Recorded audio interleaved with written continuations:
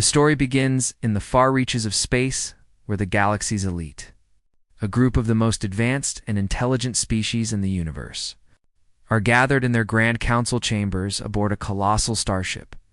This ship was unlike anything humans had ever imagined, a floating city of shining metal, glass-like energy panels, corridors that seemed to bend and twist with their own logic. The council itself consisted of representatives from 5 different civilizations, each with its own remarkable abilities.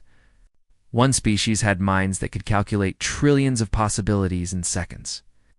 Another could manipulate energy and matter with sheer thought, while yet another possessed technology so advanced that their ships could travel faster than light without even needing fuel. The elite were a society built on precision, power, and vision. They had conquered galaxies, mediated conflicts between entire planetary systems, and developed technologies that could alter the very fabric of reality. Yet, despite all their achievements, there was one mystery that puzzled them deeply: humans. Time and again, reports from scouts and distant probes had hinted that humans were unusual.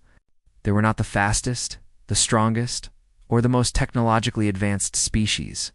They often lagged behind in space exploration, rarely led alliances, and seemed hesitant to take charge of major initiatives beyond their own planet. Still, there was something about them that drew curiosity and even admiration. The council convened to discuss this anomaly. They gathered around a central holographic table where a 3D projection of Earth rotated slowly.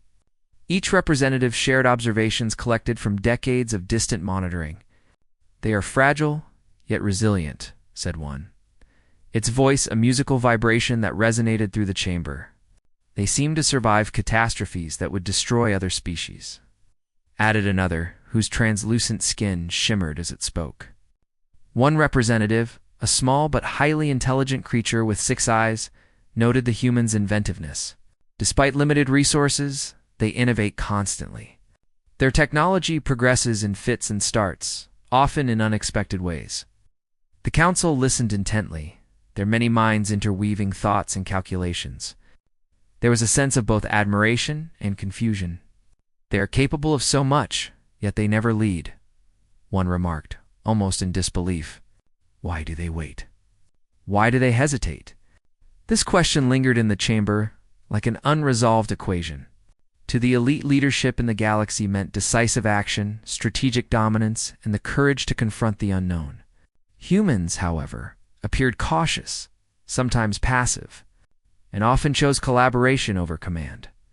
Even when opportunities for glory or influence were available, after long deliberation, the council decided that mere observation from afar would not suffice. They needed to understand humans directly. They would come to Earth, not as conquerors, but as careful observers, studying the species up close. Plans were made swiftly but efficiently. Advanced scout ships were dispatched, cloaked and silent, to enter Earth's orbit without detection. The elite themselves would arrive shortly, disguised in ways that would allow them to blend in and interact with humans without revealing their true identities. When the elite finally arrived in Earth's atmosphere, it was unlike any invasion humans had imagined. There were no explosions, no dramatic announcements from the sky.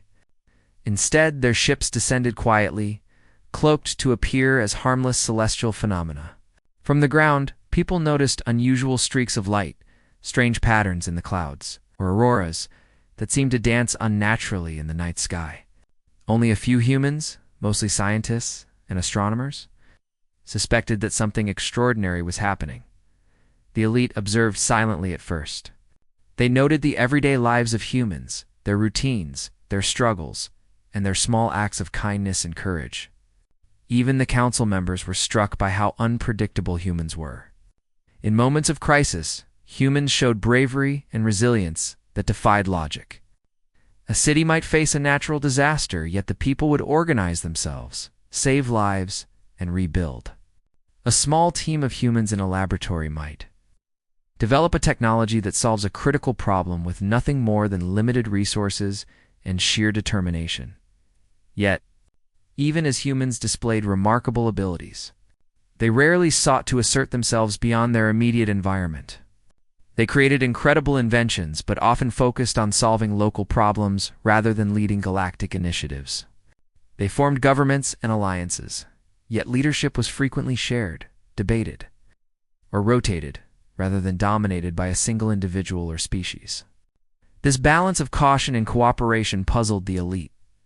It was as if humans understood power in a different way, a way that did not rely on conquest, force, or immediate action, but on patience, strategy, and empathy. The council members decided to divide their focus. Some would study humans' intellectual and technological potential. They infiltrated laboratories, universities, and innovation centers, posing as fellow researchers or mentors. Others studied human social structures, observing governments, families, communities, and informal networks. They were particularly interested in how humans handled conflict, negotiated disputes, and cooperated despite differences. A smaller group explored humans' emotional and psychological capacities, intrigued by how emotions like love, loyalty, and compassion seemed to shape decision-making in ways that often defied logic. As the elite observed, they began documenting patterns and anomalies. One interesting discovery was the human's relationship with risk. While other species in the galaxy might act aggressively for power or resources, humans often weighed the potential consequences of each decision. They hesitated not out of fear, but out of an awareness that reckless action could cause unintended harm. This cautious approach sometimes delayed progress, yet it also prevented catastrophes that other, bolder species might have caused.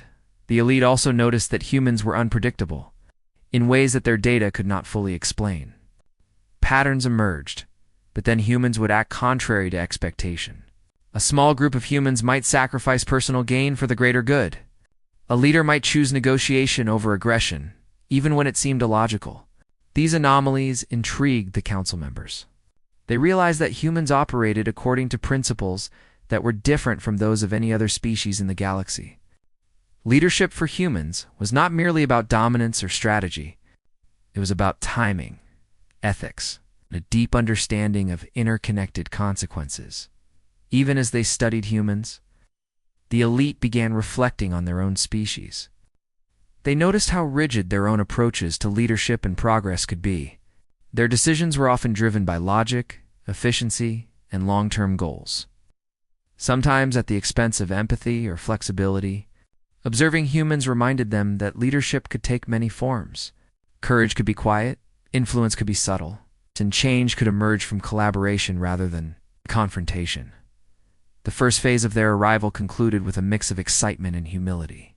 The elite realized that understanding humans would not be simple.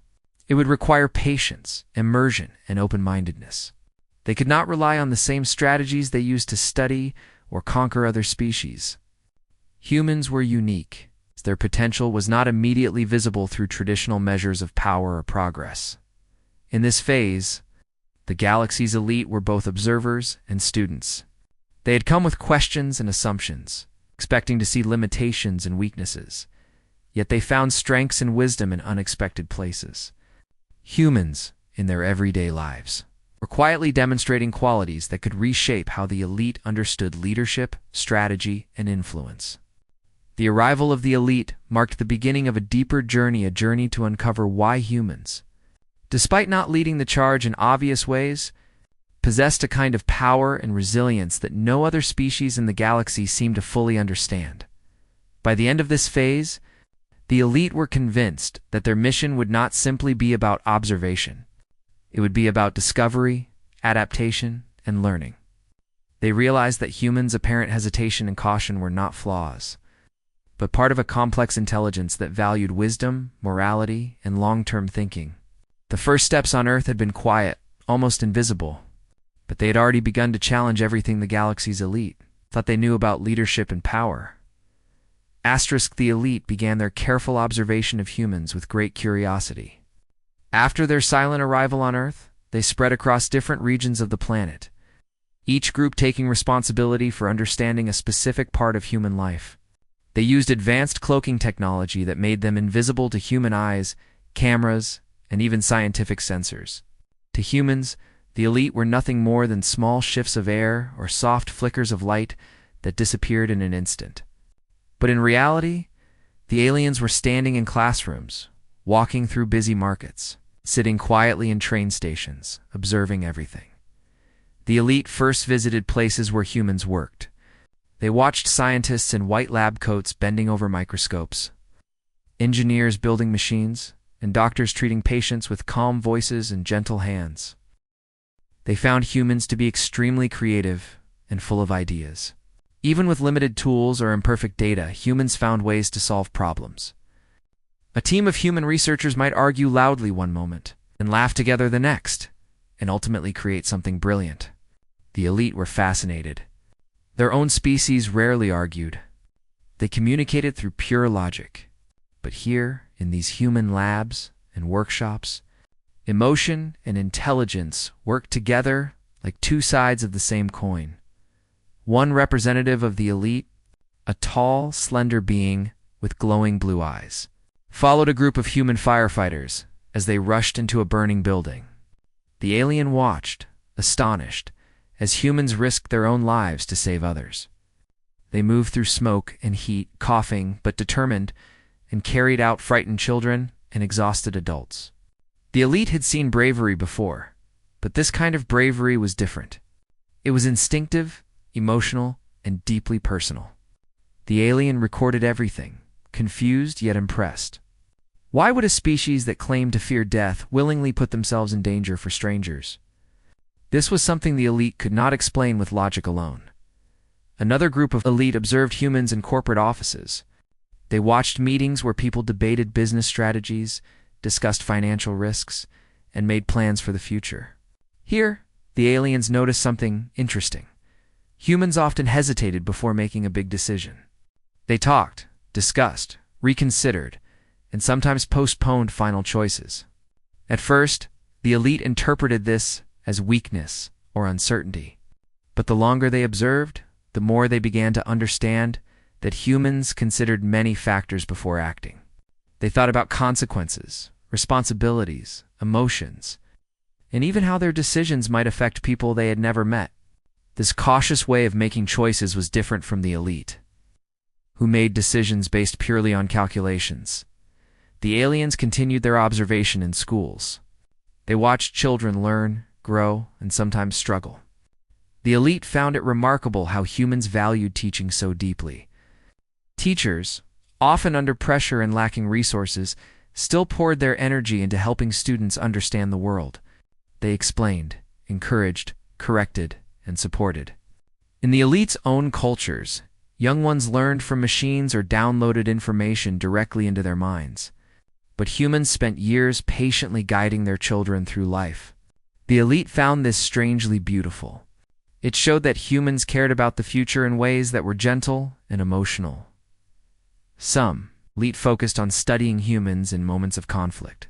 They visited courts where lawyers defended clients, watched political debates where leaders argued over policies, and observed protests where people demanded justice. Humans were passionate, often loud, and not always logical. But within that chaos, the elite saw a deep desire for fairness. Even when they disagreed, humans tried to create systems that protected the weak and encouraged cooperation. This surprised the aliens. In most galactic civilizations, the powerful simply controlled everything. Yet humans questioned power constantly. They challenged authority, demanded explanations, and fought for change. This was both confusing and fascinating for the elite. Another fascinating part of their study involved human families and relationships. The elite found themselves quietly standing in living rooms, kitchens, and parks. They watched parents take care of their children, partners support each other, and friends share jokes or worries. Humans were incredibly emotional creatures. They cried when they were sad, laughed loudly when happy, and hugged tightly when they felt love. The elite had emotions too, but their expressions were subtle and controlled. Watching humans, they realized how much emotion influenced human decisions. A human might turn down a great opportunity to stay close to family or fight fiercely to protect someone they loved. This emotional strength puzzled the elite. It seemed messy, unpredictable, even irrationally, yet powerful in ways they had never seen before. Some elite members posed as humans to get even closer to human experiences. They used shape-shifting technology to blend in and take temporary jobs. One disguised alien worked in a cafe and watched how humans interacted every day. Customers greeted each other warmly, shared stories, complained about stressful days, and comforted each other during difficult moments. These small acts of connection taught the elite more about humans than any data ever could. Another disguised elite member enrolled in a university class. Sitting among young adults, they listened to lectures, participated in discussions, and even took exams. The alien realized that humans didn't just learn facts, they questioned ideas, challenged each other's thoughts, and used imagination to explore possibilities. This creativity was something the elite had undervalued. In their worlds, curiosity was controlled and structured. But humans had curiosity that sparked spontaneously and grew wildly, leading to discoveries born from unexpected places. Throughout their time on Earth, the elite recorded patterns. They documented how humans reacted under pressure, how they supported each other in times of need, and how they grew stronger after failures. The aliens noticed something important. Humans made mistakes often, but they learned from them quickly. Failure did not scare humans. Instead, it motivated them to try again. The elite found this unusual. In many advanced species, failure was unacceptable and discouraged. Yet humans used failure as a stepping stone. The elite also observed humans across countries and cultures. They noticed how different groups of humans lived with different traditions, beliefs, and ways of thinking. At first, the aliens thought this diversity made humans less united. But as they observed more deeply, they realized that diversity was one of humanity's greatest strengths. It allowed humans to adapt to any environment, develop countless ideas, and approach problems from many angles. This ability to change and adjust made humans unique in the galaxy. As weeks passed, the elite shared their findings with each other through silent telepathic meetings. Each elite member was shocked at how complex humans were. They had expected to see weakness, confusion, and primitive behavior. Instead, they saw resilience, creativity, cooperation, and emotional intelligence. Humans did not always lead the charge because they were thoughtful. They wanted to understand, to discuss, and to make sure their actions were right. One alien, who had originally viewed humans as inferior, admitted they were extraordinary. They hesitate, the alien said, not because they lack courage, but because they understand the weight of their actions. Another alien added, their decisions are slow but deeply considered. They may seem confused, but they are thinking about everything at once: logic, emotion, consequences, and morality. Slowly, the elite began to realize that humans were not behind because they were weak. They were different because they valued something more than speed or power. They valued meaning. Every choice mattered to them, and every life held importance. This made humans unpredictable, but also deeply admirable. The elite understood that their mission was far from over. Humans were not simple creatures to be categorized. They were complex stories wrapped in flesh and emotion. The elite realized that to truly understand why humans never led the charge, they needed to live among them, feel what they felt, and experience the world as humans did. Their journey on Earth had only just begun, and the mysteries of humanity were unfolding slowly, filling the elite with awe, confusion, and a strange, growing respect for the species they once underestimated. The elite wanted to understand humans more deeply. So they decided that simple observation was not enough. They needed to step completely into human life and feel the world the way humans did. With this goal, they began their cultural immersion process, far more intense and personal than anything they had done before. They transformed themselves with shape-shifting suits and holographic disguises, so perfect that even the smartest human could not tell the difference. They looked like humans, sounded like humans, and even smelled like humans. Now, they were ready to live among the people. They had been watching from a distance. The first group of disguised elite entered schools. They sat at desks among children and young adults, pretending to be new students, They carried backpacks, used notebooks, and tried to blend into the chatter of classrooms. At first, they were confused by the way humans learned. The elite usually transferred information directly into their brains, but humans learned slowly through repetition, mistakes, and practice. They asked questions, debated with teachers, joked with friends, and sometimes got frustrated when they didn't understand something. One alien, posing as a university student, was stunned by how emotionally intense human learning was. Students argued passionately about ideas, clapped when someone made a clever point, and even cried when they failed an exam. The alien expected learning to be cold and logical, but on Earth, learning was filled with feelings, friendships, and competition. It wasn't just about knowledge. It was about growth, confidence, and identity. This amazed the elite. They had never seen education function like this. Another group of elite joined workplaces. Some worked in restaurants, others in hospitals, and a few even took jobs in busy corporate offices. They experienced human work culture firsthand. They learned how humans balance stress, deadlines, teamwork, and personal lives all at once. In a small restaurant kitchen, one alien disguised as a human chef watched how the workers shouted orders, laughed during breaks, and supported each other during tough shifts. Humans were chaotic, noisy, and messy, but the chaos created a strange beauty. Even when they were stressed, humans helped each other without being asked. The elite noticed something surprising. Humans valued emotional connection more than perfection. At work, people complimented each other, apologized when they made mistakes, and encouraged their coworkers. In the elite's world, efficiency was everything. But humans worked better when they felt appreciated. This taught the aliens an important lesson.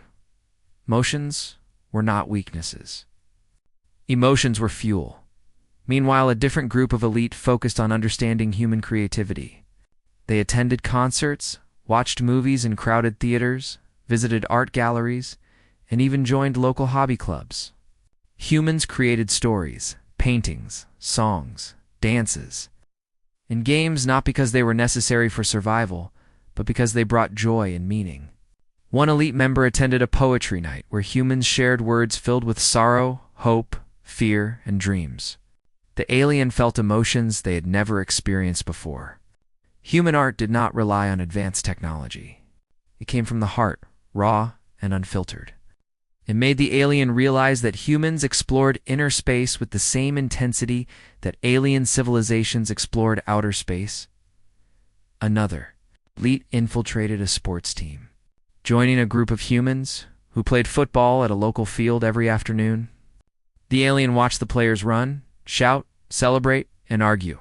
The team showed fierce competitiveness, but also incredible unity. Even though the goal was to win, humans cared just as much about teamwork and spirit. Losing made them disappointed, but never hopeless. They always tried again.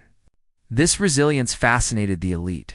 They had never seen a species that combined competition and companionship so naturally as part of their immersion. The elite also conducted subtle experiments. They introduced small opportunities to see how humans responded to leadership roles. In one workplace, they created a situation where someone had to take charge during a stressful moment. The humans did step forward, but not immediately. They talked, shared opinions, and waited for someone who had experience or calmness. The elite found this interesting. Humans preferred thoughtful leadership, not forceful leadership. They trusted people who listened rather than people who commanded. In another setting, disguised aliens suggested ideas about interstellar exploration to a group of scientists. Instead of rushing toward the chance of leading a space mission, the humans asked questions. They considered ethics, safety, and the well-being of future explorers. They worried about risking lives, damaging ecosystems, or creating conflict with unknown civilizations. This hesitation impressed the elite. Humans were ambitious, but their ambition was guided by conscience. The elite also immersed themselves in everyday human life. Some lived in neighborhoods, rented small apartments, and rode public transport. They learned how humans socialized, dealt with stress, and built communities. One alien found himself invited to a family dinner by his human neighbors. He watched as family members laughed loudly, teased each other, argued over small things, and then hugged affectionately before leaving. The depth of human relationships surprised him. Even simple meals were filled with shared stories and emotions. Humans cared deeply for each other, even when life was difficult. Another elite attended a festival in a busy city. The streets were filled with colorful lights, music, dancing, and thousands of smiling people. Strangers greeted each other with kindness. Children ran around with excitement, and elders watched proudly. The alien felt overwhelmed. He had never seen so much energy, emotion, and unity in one place. Humans were unpredictable, but they had the unique ability to come together in moments of celebration and forget their differences.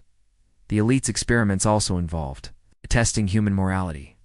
They created situations where humans had to choose between personal gain and helping someone else. Time after time, humans chose kindness. A stranger helped an elderly person cross the road. A group of teenagers gave their leftover food to a homeless man. A doctor worked extra hours even without extra pay because patients needed care. These small actions revealed something powerful. Humans cared for others. Even when they had nothing to gain, one elite member tested human trust. He left a wallet full of money on a park bench. A young boy found it, looked around, and then brought it to the lost and found office. The alien was stunned. No rule forced the boy to return it. Yet he chose honesty. That moment taught the elite something they had never expected. Humans had strong inner values. The more the elite immersed themselves, the more they saw the complexity of human nature. Humans were not perfect. They made mistakes, argued, and sometimes acted selfishly. But they also corrected themselves, apologized, and tried to improve. They were driven by both reason and emotion, which made them powerful in ways the elite had never understood before at night. When the elite returned to their hidden base, they shared their experiences. Each alien described stories of human kindness, creativity, bravery, and confusion. There were moments of chaos, moments of laughter, and moments of deep reflection. Slowly, they realized something important. Humans live by heart just as much as by mind. Their decisions were influenced by love, fear, hope, and dreams. This made humans slower to act, slower to lead, and slower to take risks, but also wiser in ways the elite had never imagined. The elite expected to find weakness. Instead, they found strength hidden in the unlikeliest places. Humans didn't rush into leadership because they felt the weight of their choices. They didn't dominate others because they valued cooperation. They didn't act quickly because they cared deeply about the consequences. This cultural immersion changed the elite. They began to understand that humanity's quiet, thoughtful approach was not a sign of limitation. It was a sign of maturity. Humans were not the type to lead the first charge, but when they finally did step forward, they did so with heart, wisdom, and a sense of responsibility that few species in the galaxy possessed. Part by part, day by day, the elite were beginning to see the extraordinary truth about humanity, one that would change the fate of the galaxy forever. Asterisk, the elite had lived among humans for many weeks. They had walked in human streets, sat in human classrooms, worked in human jobs, and felt human emotions from very close. They had arrived on Earth believing they would find a confused, slow, and uncertain species. But now, after everything they had seen, they knew they had to sit together and share what they had learned. It was time to understand the truth behind humanity's strange, gentle ways, so the elite gathered inside a hidden base far beneath the surface of Earth. The room was silent, except for the soft hum of alien technology. Each member sat around a circular table made of glowing blue material. Their human disguises melted away, revealing their true form stall. Glowing beings with shimmering skin, shorter creatures with many eyes. An elegant species shaped from energy itself. They looked tired, not physically, but emotionally. Every one of them had seen something on Earth that had changed them in a deep way. The first to speak was the tall being with glowing blue eyes. He had worked in hospitals for weeks, watching doctors and nurses face endless suffering, but still continue with hope. His voice was softer than before, filled with something the others were not used to hearing in Mation. He said he had expected humans to be fragile, and yes, physically they were. But mentally, emotionally, humans were stronger than he ever imagined. He described a patient who had suffered terrible pain but still smiled at the nurse and said, "Thank you for being here." The elite member admitted he didn't understand how someone so weak could have such a strong spirit. Asterisk another elite. The six-eyed researcher who had spent time in universities shared her experience. She said she had watched groups of students who were exhausted, stressed, and sometimes completely lost. But every time they fell, they stood up again. They studied harder, helped each other, or simply laughed off their failures. She explained how humans learned not just from success, but from mistakes. They are not afraid to be wrong, she said. They grow through their failures. This idea was shocking to the elite. In their worlds, failure was unacceptable. But on Earth, failure was part of becoming better. A different elite. One who had lived with a human family stepped forward. He described the warmth he felt in the small home where he lived. Humans had welcomed him, shared food with him, and treated him like one of their own without knowing anything about him. They asked nothing in return. He had never experienced such unconditional kindness. He said humans had something he could not fully understand: love that came without reason. This love made humans protect each other, forgive each other, and sacrifice for each other. The elite had logical intelligence, but humans had emotional intelligence that made them powerful in a different way. Another member shared her experience from working in a corporate office. She described how humans argued, disagreed, advised, and eventually found solutions through cooperation. Instead of rushing into decisions, they considered all sides, discussed ethical concerns, long-term effects, and how their choices could impact others. She realized humans did not hesitate because they were confused. They hesitated because they cared. They wanted to make the right choice, not the fastest choice. Then came the elite who had observed human leaders, politicians, activists, community organizers. He explained something even more surprising. Humans did not follow leaders because they were powerful. They followed leaders who listened, leaders who understood them, leaders who admitted their mistakes. Humans respected humility more than dominance, compassion more than authority, and honesty more than strategy. This was the opposite of how leadership worked in most galactic civilizations. One elite, who had spent time attending festivals and cultural events, told stories of seeing thousands of humans laughing, dancing, and celebrating together. He said humans created joy even in hard times. They found beauty in small things: music, art, food, stories, shared moments. This ability to find happiness in simple things made humanity special.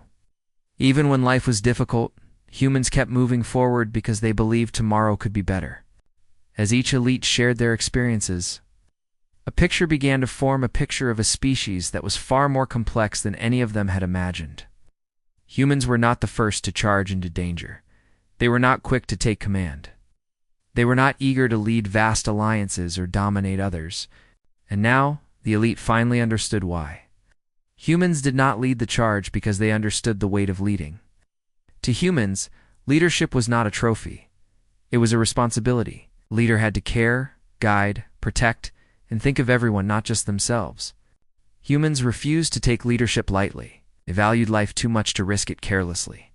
They valued cooperation too much to force others to follow them. They valued peace too much to start wars they could avoid. The elite realized humans were not slow, they were careful. Humans were not weak, they were thoughtful. Humans were not uncertain, they were compassionate. This was the revelation. Humans were a species that led only when the moment truly needed them. They avoided unnecessary risks because they understood pain.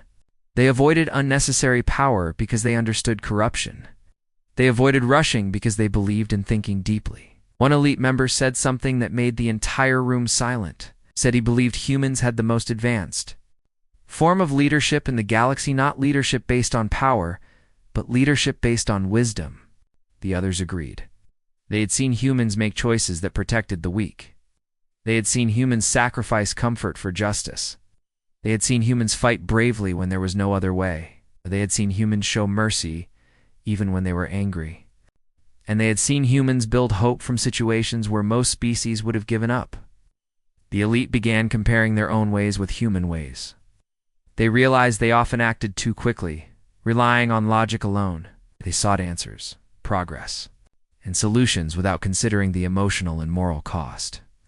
But humans considered those things naturally. Humans balanced the heart and the mind.